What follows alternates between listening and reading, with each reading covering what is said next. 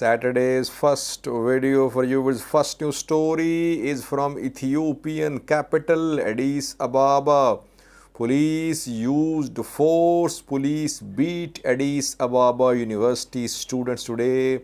Several were arrested and some injured too, reportedly. Second news story is about an Ethiopian journalist who has quit his profession.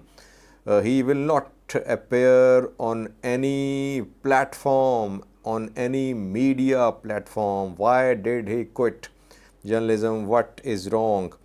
Third news story is about BRICS summit ongoing. PM Abiy attended this summit today virtually. I reported about an invitation from China to Ethiopian PM Abiy to attend the summit. He was there. Egyptian president also attended the summit. Fourthly, we have a new story from Kobo where fighting erupted between Tigray fighters and Fano militia members. It has been confirmed by Raya Kobo administrator. Fifthly, Wellega massacre in Gimbi town, Tole Kebele. Now, some officials of Tole Kebele were arrested by Ethiopian National Defense Force after the incident of Wellega massacre, in which hundreds of civilians, mostly ethnic Amharas and some Oromos and Muslims were killed. Now, conflicting reports are being shared about the investigation of these Tole Kebele administrator and Tole Kebele militia head. Lastly, we have a video clip for you. Yesterday, I shared with you a new story about a meeting of Canadian House of Commons subcommittee on international human rights. The meeting of the committee was being held about human rights, humanitarian situation in Tigray. Some Tigrayan witnesses testified there as well. Now we have a clip of a member of this subcommittee who is a Canadian member of parliament, and you would see that she is showing concern that Canada is funding those countries where such atrocities, acts of sexual violence are being committed. We have a clip for you. Firstly, viewers, people say, Sajid, your headlines are becoming longer. Yes, I tried to keep the headlines short, but somehow the headlines become longer. Firstly, first news story is from Addis Ababa, Ethiopian capital, where Addis Ababa University students protested today against Wellega massacre. We saw similar protests in Gondar yesterday. I shared two clips with you. Massive demonstrations were held by Gondar University students, teachers and staff there. And today, Addis Ababa University students also protested. They chanted slogans against alleged dictatorship in Ethiopia. It seems that the protests were outside the university because police did not enter university. What we have heard, what we have seen in the clips is that the students took to the streets outside the premises of the university. Road was partially blocked and the students chanted slogans against the government, against PM Abiy as well. They condemned killing of Amhara ethnic group members in Wellega. Then police intervened, police used force. I have a clip for you. Police officials beat students, several have been arrested, some injured too. How many students have been arrested so far? No statement from the government, from Addis Ababa police, from federal police, but reportedly According to some eyewitnesses, police officials took several students into custody and some were beaten in public. Students have the right to protest. There is no question about that. At the same time, students should not block roads. If students block roads, then it gives a pretext to security forces to use force, that force is being used to open the roads. What we have heard is that this protest was outside Addis Ababa University building. In coming, I will try to update you about how many students have been arrested, how many are injured. No report about any serious injuries so far.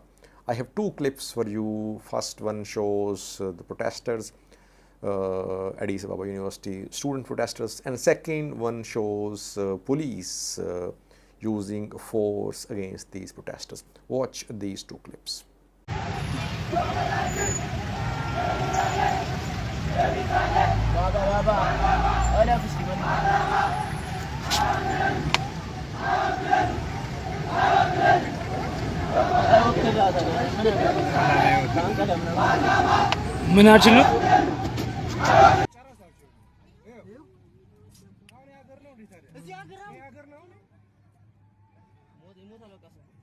Secondly, viewers, an Ethiopian journalist has quit journalism for around 16 years. He was part of Ethiopian media.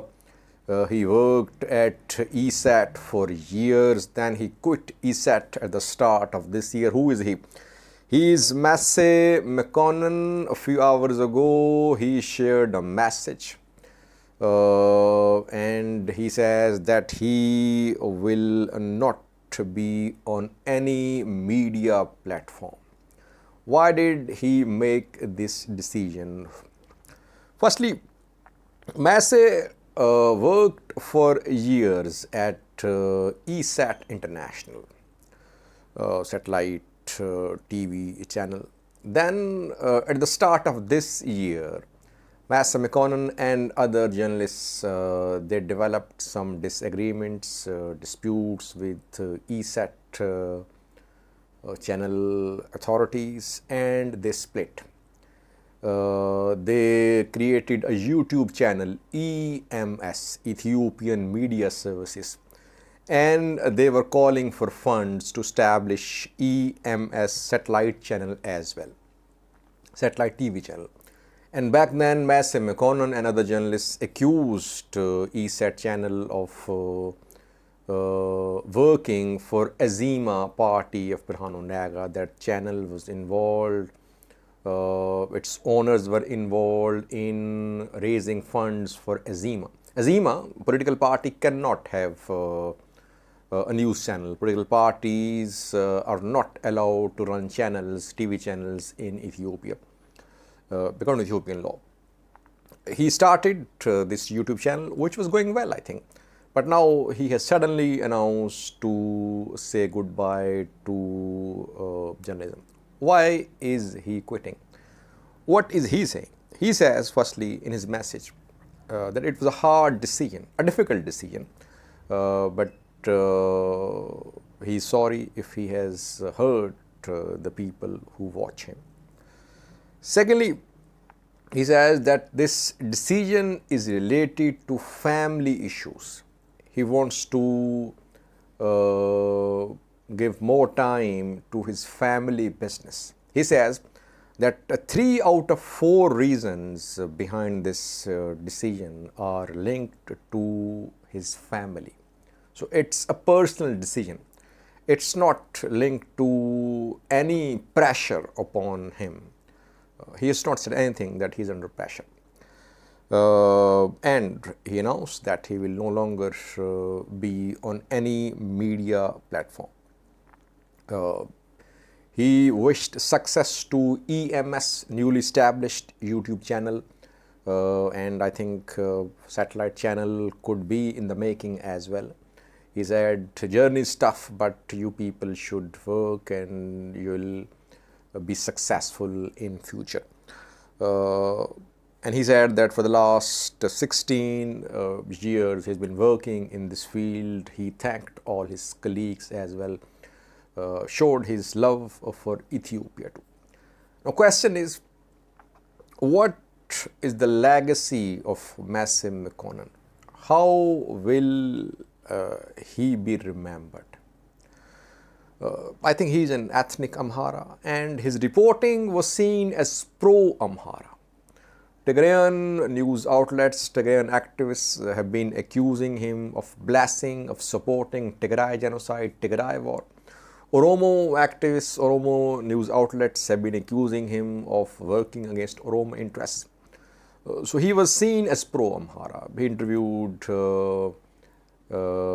Ethiopian Army Chief Jula as well a few days ago. He was in touch with top Ethiopian government officials. Now, it's difficult to find journalists, institutions, politicians in Ethiopia which have the trust of all Ethiopians. That is the main problem, and people try to label me as well as pro-Tigray, pro-Amhara, pro-anti-Eritrea, pro-Oromia, anti-Jawar. I don't know why people try to do it, but it should not be done. Ethiopia needs journalists, institutions, groups, parties which have the trust of all Ethiopians. I am not an Ethiopian. I don't have any interest in working for one or the other party. Ethiopian journalists should also ensure their impartiality. Sometimes their reporting is extremely biased, extremely inclined towards supporting one side. So while people have genuine concern sometimes about these journalists, the journalists should also try to ensure that their reporting is fair, it's impartial. Next news story is about BRICS summit. PM Abiy was invited to attend this summit a few days ago. I shared with you the news story that Chinese ambassador to Ethiopia extended this offer of invitation to Ethiopian Foreign Ministry. PM Abiy was invited by Chinese president to attend this virtual meeting. So PM Abiy attended this meeting virtually.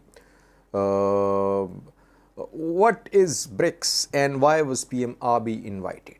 And who else was invited there? BRICS was an alliance of 4 countries, B for Brazil, R for Russia, I for India, C for China, formed in 2009, I think. In 2010, South Africa became part of BRIC and it became BRICS. Now, China, Russia, they want to expand BRICS. They want to include other countries as well. Several countries have shown interest in joining BRICS like Turkey, Indonesia, Sudan, Syria, Nigeria, I think Argentina, several countries. Now, BRICS is in the process of expansion. That is why China wants to invite other countries as well to be part of BRICS. Ethiopia attended the summit, Egypt as well. China, Russia invited Egypt too. Abdul Fattah al-Sisi addressed BRICS summit like PM Abiy did.